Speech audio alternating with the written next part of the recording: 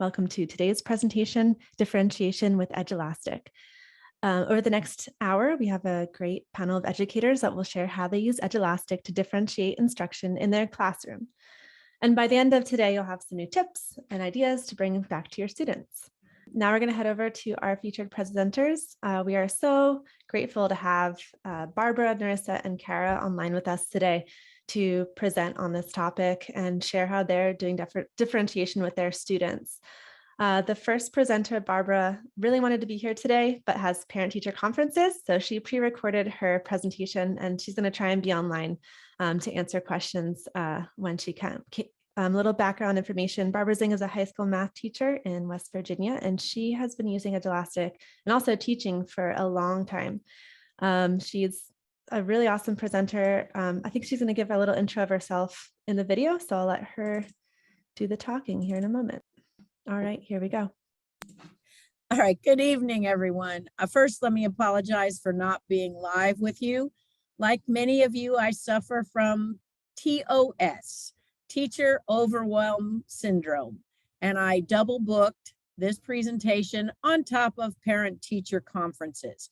So just to be sure, in case I have any parents come, we decided to record this in advance. My name is Barbara Zingg.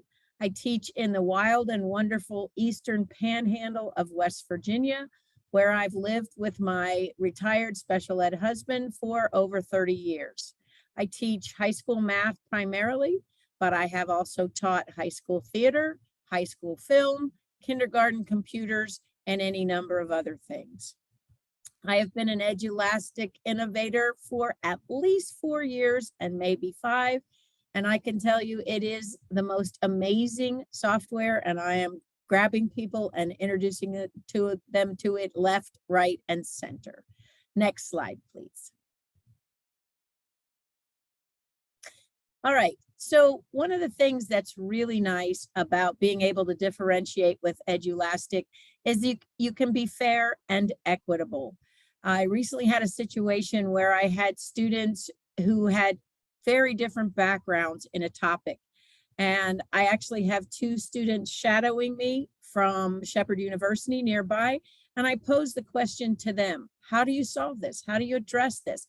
Half the class has mastered this and the other half is really struggling.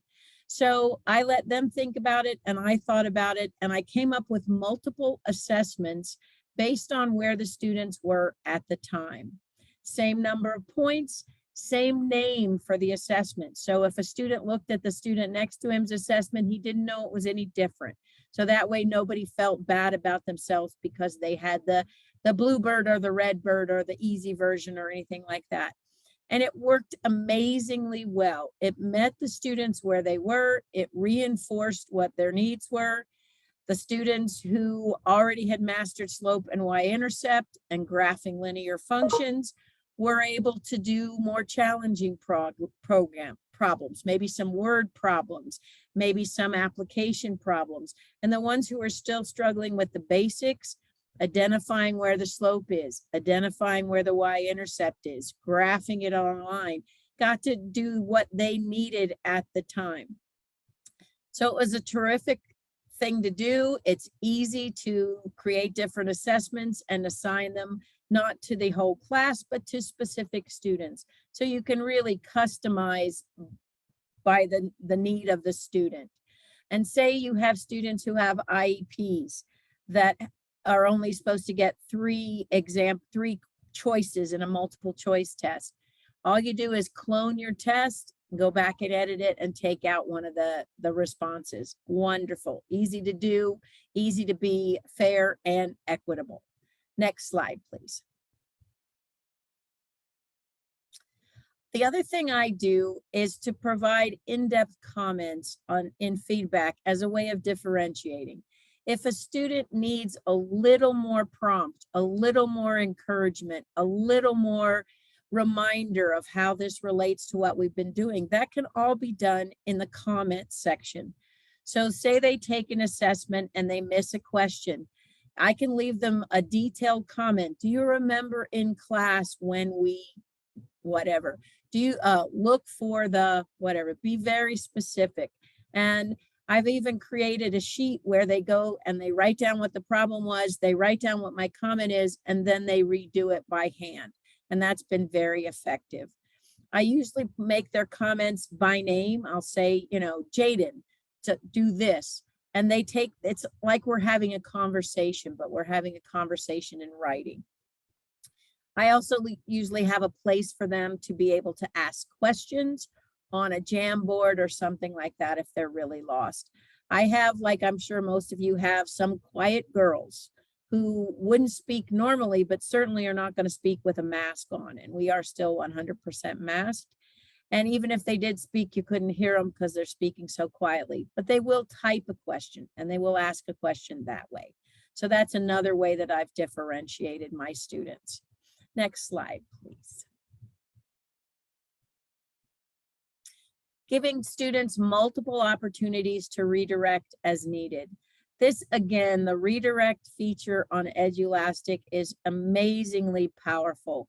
It allows you to have a student completely retake the assessment, have them just look at the ones they skipped, have them just look at the ones they got wrong or partially wrong. And some students who should have mastered something, you may want to not redirect at all. Other students who are really struggling, you may want to redirect 1 time or 2 times or 3 times. And that can be totally individualized to the students. There's no why or where. You can just set it as to meet the children's needs. I know that my special ed co-teachers feel that this is very important because then they can sit down with the student and go back through the individual questions and work with them one-on-one to try and understand what they got wrong. Your top flyers, your high flyers will frequently see that they made a careless mistake. And it's so on the sheet that I give them, it says, was this a careless mistake? Was this a conceptual misunderstanding? Did you not know what you're doing, or did you just not pay attention to the question? And many, many, many of the students read the questions not critically. So I'm trying to train my students to read every question 3 times. Once to get the general gist, once to look for specific details, and once to make a plan. And I found that that's very helpful. I'm hoping to be on the webinar this evening. If I don't have parents turn up, if they do, well, then I'll deal with them when they come in. Feel free to reach out to me at bzingg at k12.wv.us or at my Instagram. I guess it's my Instagram, which is at bzingg56. I don't answer that as much as I would answer an email. So let me just say that again, bzingg at k12.wv.us. And I hope to be on to enjoy the rest of the presentations. Thank you so much.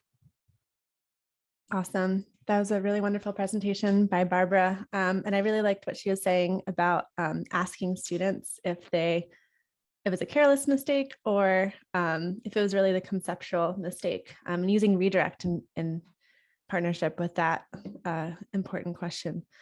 All right, next up, we have Nerissa Gerodias, who has been using Edulastic for a very long time. She's one of the first person I met 5.5 years ago when I started working at Edulastic, and she's a high school teacher in San Jose. Nerissa is going to discuss how she uses media integration in Edulastic to scaffold test items for students, and also how to set up the assignments to allow students to go at their own pace. Nerissa, if you want to turn on your camera and audio, the floor is yours. Okay, hello everyone. Thank you, Eliana, for the introduction. So I teach high school here in San Jose, California, and I've been teaching for a very long time. I also have been using Edulastic, like Eliana said, for a very long time, 5 years actually. And right now I'm giving, these days I'm giving Edulastic tasks like almost every day to my students. So I'm going to share with you how I use it to differentiate instruction and to address like individual individual needs. Next slide, please. So I like using the table in Edulastic, especially the new version. It's easy to use it. And I use it to scaffold an item. And I also use a lot of visuals. So when I give this to students, I can see where the misconception happens. Is it in the beginning? Is it in the end? Is it in the middle?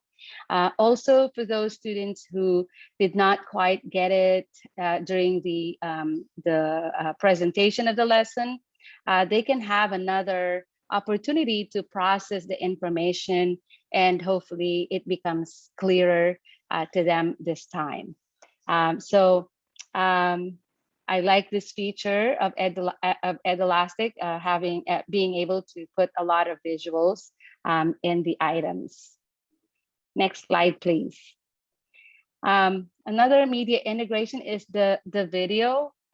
So I create tutorials, and so if I think that they can, students can benefit from from watching a video tutorial first before doing a task, then I would provide that video to them.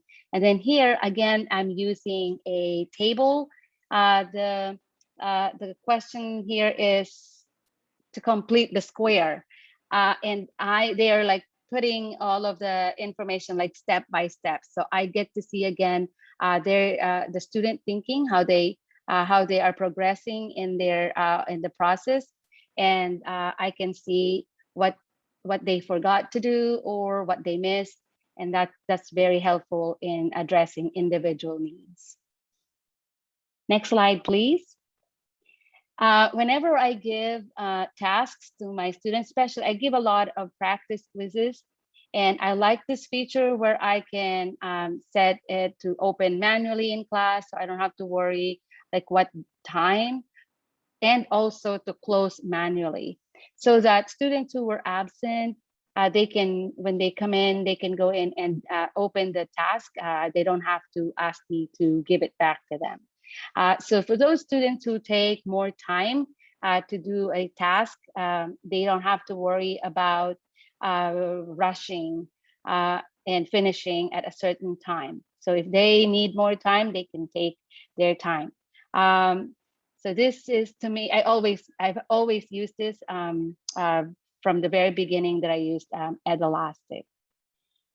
Next slide, please. And I like this feature also, multiple attempts and redirect. So multiple attempts, whenever I give them practice quizzes, I always set the multiple attempts to maybe 3, or sometimes if I feel like they need to have more attempts, I increase that number. I noticed that students, they are more careful when they attempt for the first time and they see, oh, I made a mistake here and there.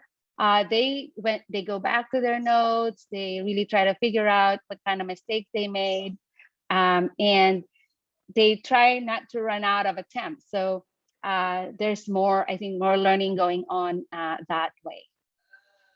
Next slide, please. Oh, no more.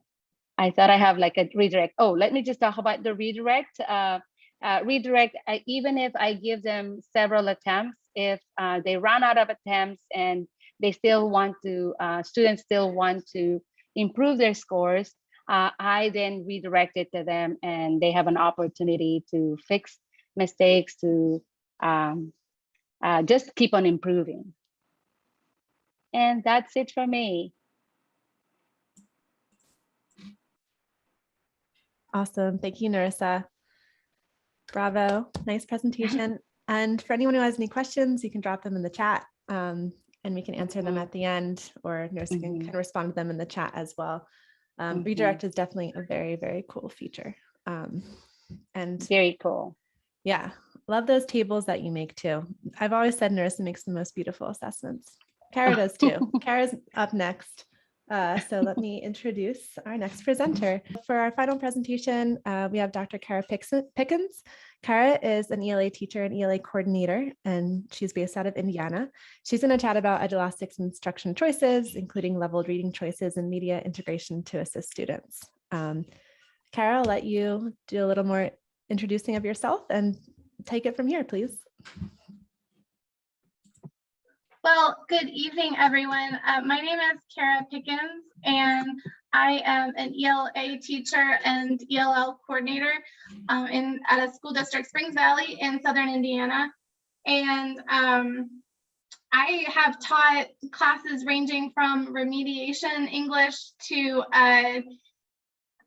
dual credit college level classes. So I've used Edulastic for all of them.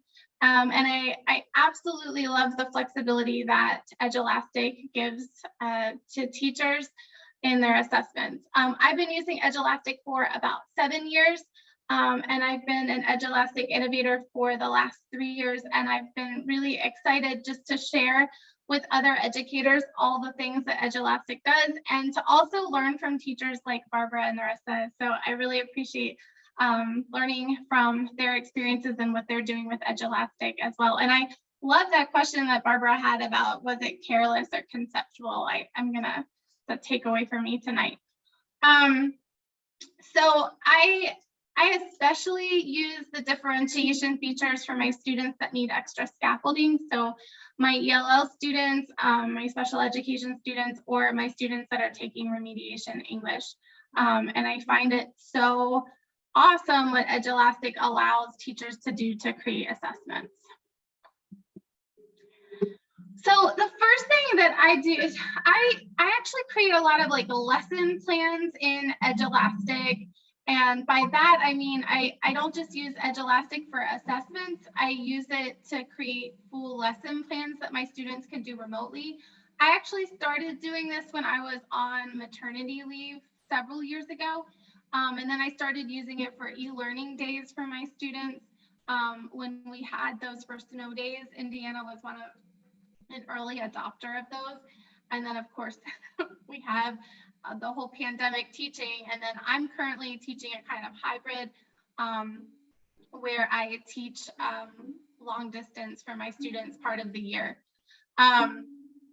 So Edulastic, actually, all the features that it has really lends itself to that sort of teaching, but I've also found that students like self-paced learning as well. So even when you're in person with students, they kind of like these different options. And by creating full lesson plans that are digital, I can then pull out students to work with them one-on-one without disrupting the instructional flow of my classroom. So I really love that. And sometimes that just means that I'm working with small groups of students through the lesson on Edulastic while other students are working independently. I love having those options. So Edulastic has so many different question types, but the one that I really make use of a lot and kind of, I think in a little bit of non-traditional ways, is the passage-based question. And so here's an example of direct instruction that I'm giving to students. This was a lesson on symbolism. And I actually had 3 different choices for students to get their instruction. So there were 2 different videos students could choose from. One was a more challenging video and one was an easier video. And so they could choose which video they wanted, or there was a text-based version. All of this direct instruction had the same kind of exit slip questions for them to show their learning, but they had different ways to learn the material. And so just giving students choices, I think, is huge and really help them learn. But note that the assessment question was all the same. They're still learning the same material. They're just learning it in the way that they need to learn it. I do a really similar thing with assessments then. I give students different choices for their reading text, and then I have the same question. Again, it's different lexile levels, but the same standard that we're working on. So here they had an easier poem choice, a medium level poem choice, and an up for the challenge poem choice. And then they had the same question: how does the author mainly create humor through the use of irony in one of the poems? And I am always surprised. Students like to choose the more challenging choice, even students that I don't expect them to. And I actually think that's a really interesting thing to keep in mind, is that when you give students choices, you might actually find that they're more engaged in their learning than you thought they were, or they want to be engaged in their learning. And they want someone to believe in them. They want someone to give them those kind of choices. And they usually do really well with it. But those easier poem choices are still there for students that need it and want it. And all the students know that they're still working on the same standard. And so they still know that they're learning the same material, even though they're working with different texts. Okay, and this I think is just a bigger screen, so you can see that a little bit. I also provided scaffolding. I'll go back. I provided them some scaffolding there with reminders on the method that I had taught them for constructed responses. And I color coded it for students, although I do want to keep in mind any year that I have students who are colorblind, I have to make sure that I don't do that for them. But I teach them to color code their work so that they know the different parts of their responses. And so I use that as an instructional method.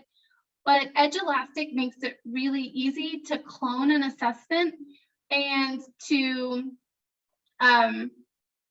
just take out parts of the question. So if I wanted to, I could remake this test really easily and get rid of the scaffolding on how to answer the constructed response, okay? But I could also add even more scaffolding if I wanted to, and I could assign it to different groups of students really easily. Okay, another thing that I do for students is I provide them with different texts and different images. So I think images are really helpful for students to understand what's going on. So this is a poem called Eating Together by Young Lee, and it's about eating fish together with his family. And so like I have an image of the dish there to help students kind of have an idea what the poem is about.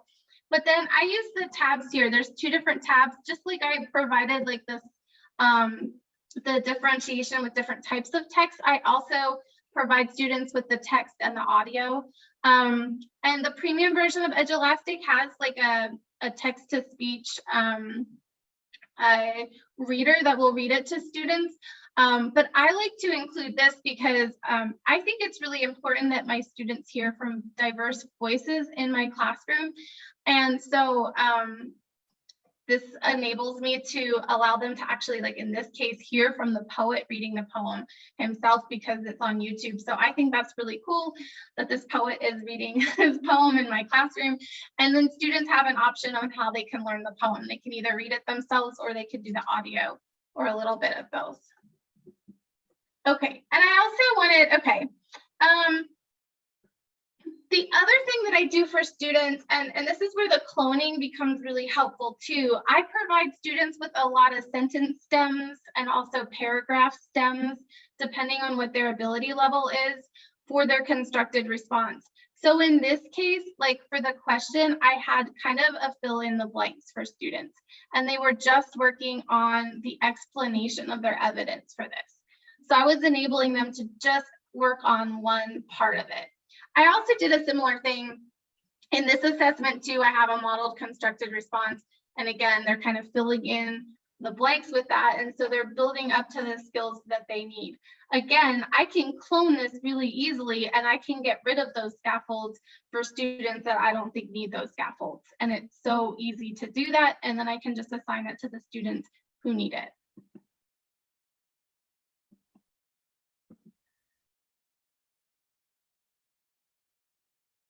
Okay, and I wanted to show, I don't know that you can see it on there, but the other thing that I do is I sometimes, on this particular question, it was a two-part question. And so in ELA, that's usually a question that it has an answer. And then the second part is asking for text evidence for that. Well, in this case, this was for a remediation class and students really needed extra scaffolds. So when you get to part B, I actually then told the students what the answer is. I put the correct answer is blank.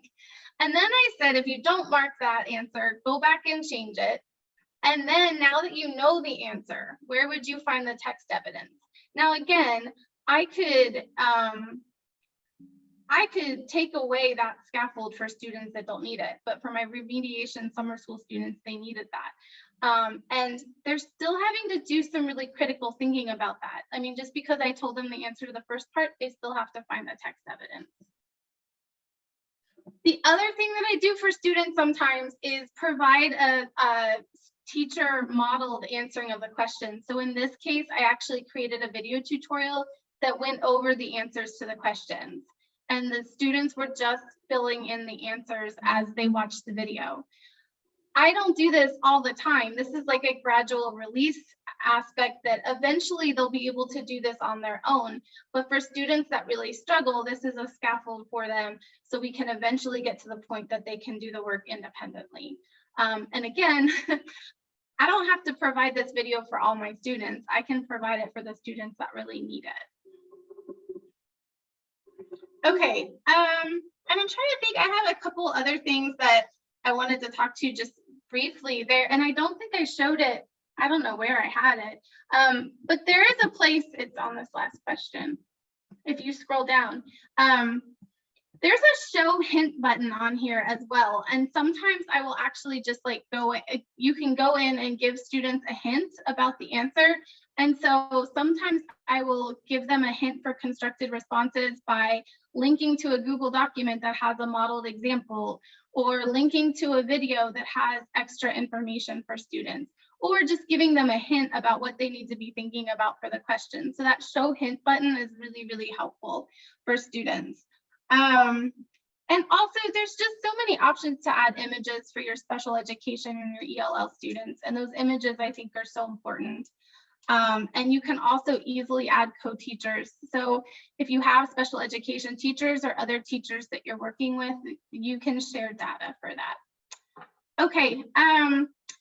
And if you're interested a little bit more on like how I create lessons, there's a YouTube video that I did a presentation in March of 2020 for some reason on creating remote lessons, but you can use them in other ways as well. So thank you so much. I'm glad to share. All right, thank you, Kara. That was really awesome. One thing that really stood out to me in your presentation was how you had the 3 different levels that students could choose from. I've never seen that in a passage-based question. It's a really cool idea for differentiation.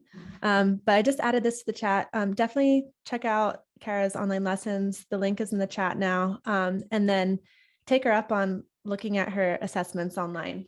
So if you search Kara Pickens, you can find assignments and lessons that she's shared. And they're really, really awesome. Lots of multimedia embedded too, which is cool. All right, now we're in our Q&A session. So thanks everyone for joining today. Now's a great opportunity to ask more questions of the awesome presentations we saw today from Barbara, Nerissa, and Kara. I have a question, actually.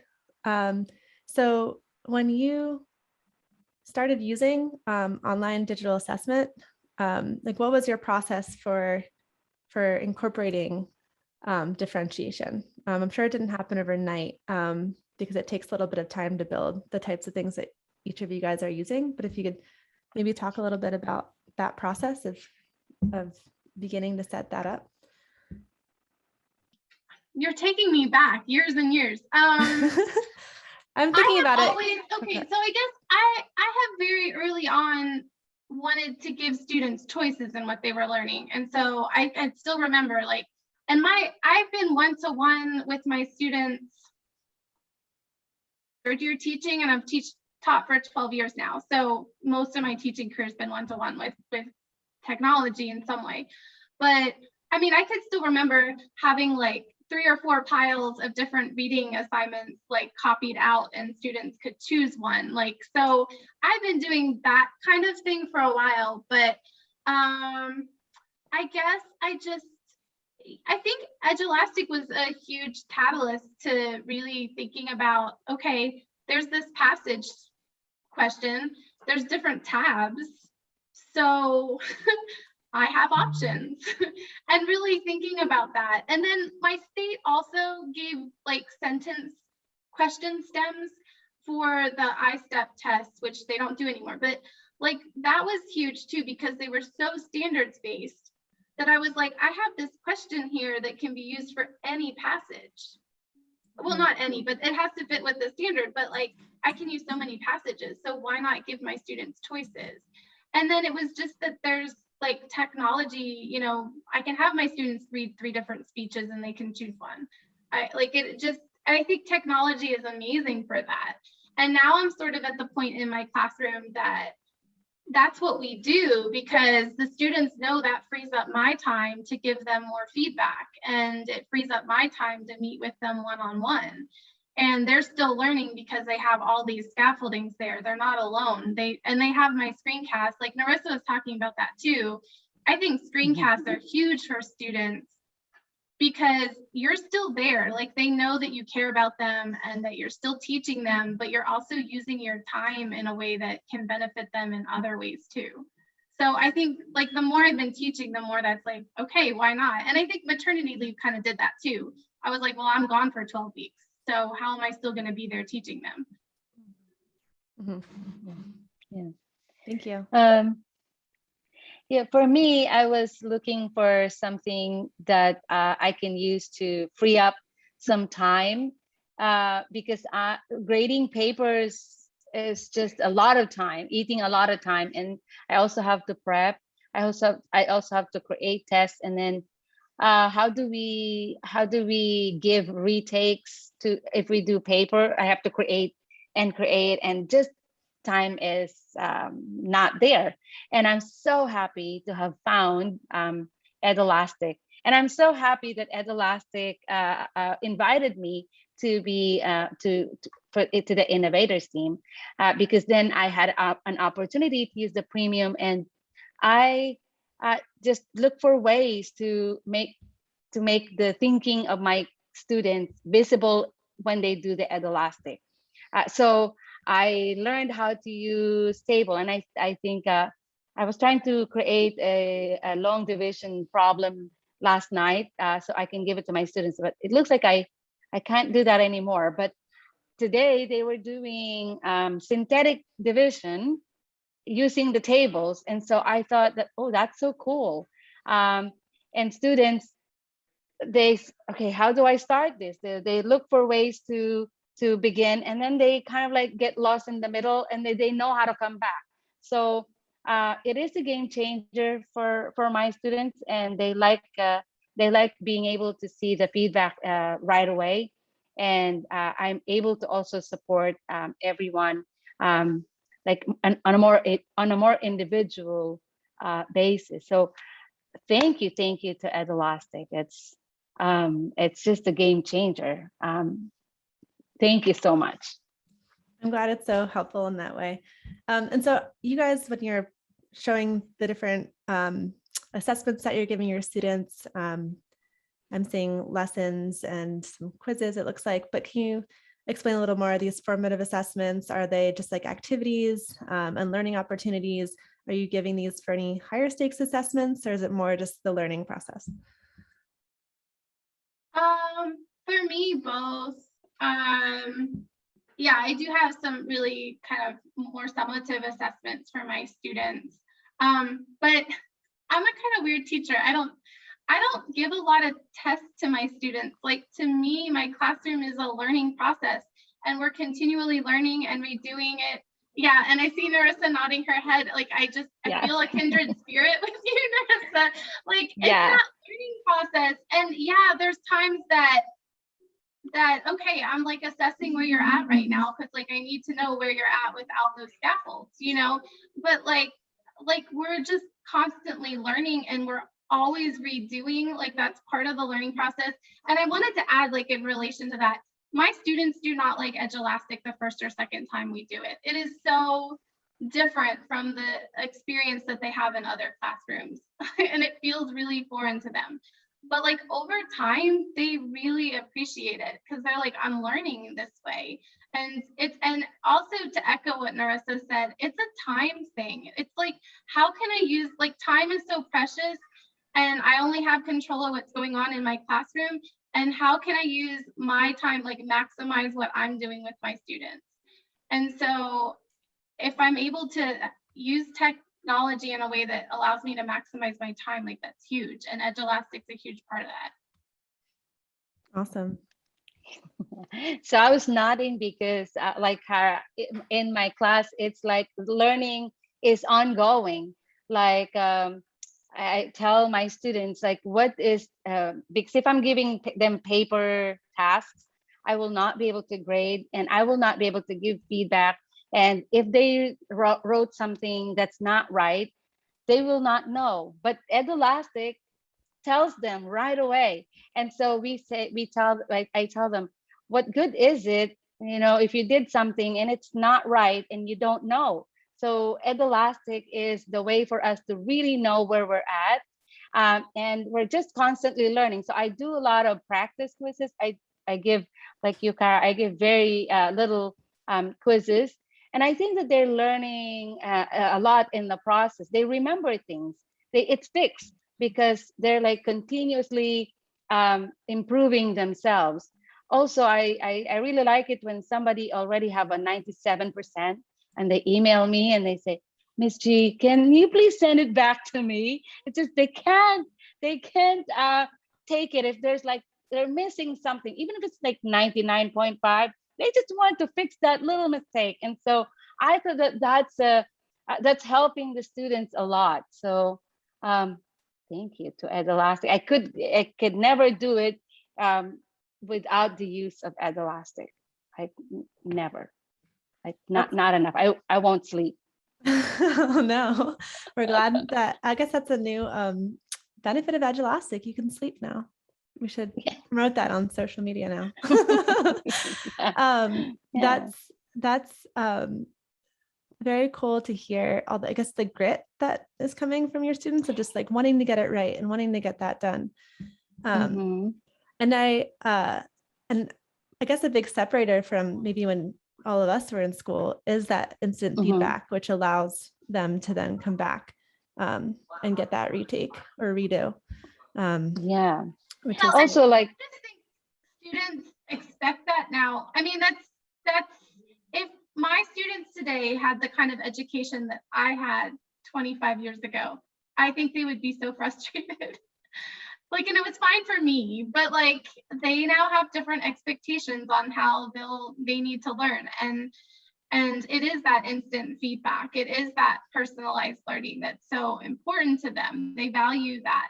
But then that increases student engagement so much because you're acknowledging that this is how I understand how you learn and what you value. And then you have student engagement. And go ahead. The multiple attempt. So I like it when they're like really careful. They say, okay, I'm running out. This is my last attempt. So I want to make sure that I did it right. So I think there's value in that. So that's cool.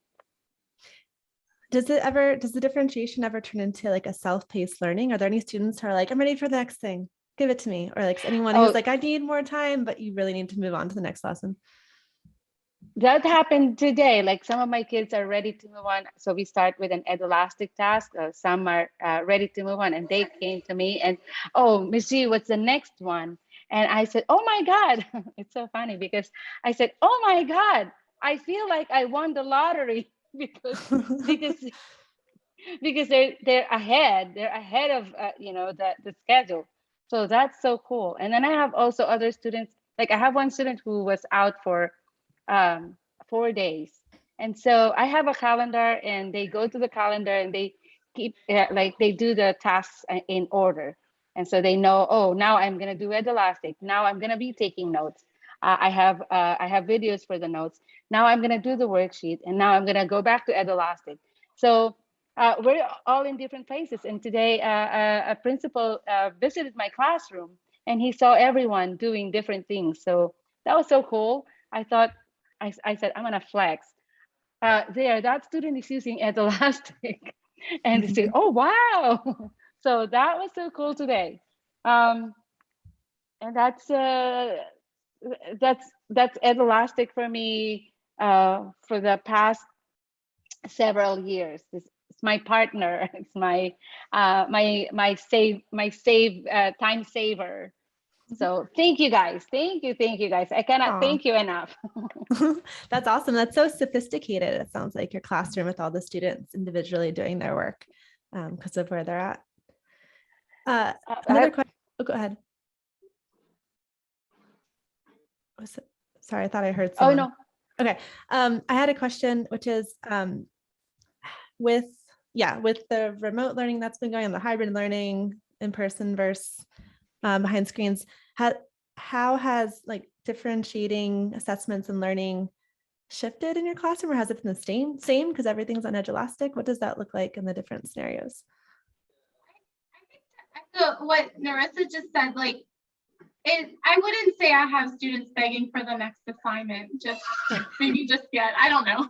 But I do have students that get behind. And at the beginning of the school year, we had a lot of students who were quarantined, and like, you know, I suspect that will probably continue in some form, you know, and it just makes it easier for students to catch up because the assignments are in order.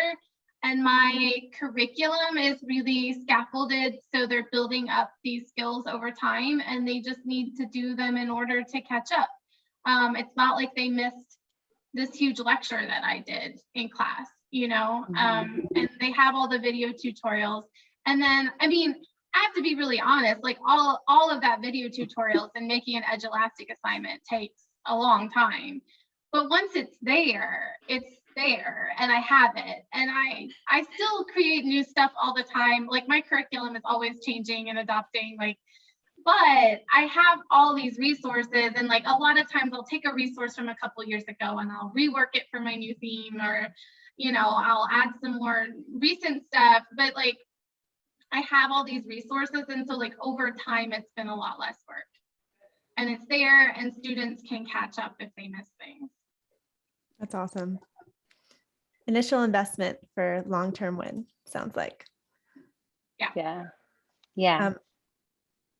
This has been a really wonderful discussion. And also I wanted to go to this final page over here to invite you all to stay in touch. We can continue the conversation on Twitter if anyone does have follow-up. Both Nerissa and Kara have Twitter handles too, and are active there. So you can contact them. Oh, and Barbara too, who wanted to be here with us tonight. She's also on Twitter as well. And if anyone has any final comments or thoughts, now is the time to share it.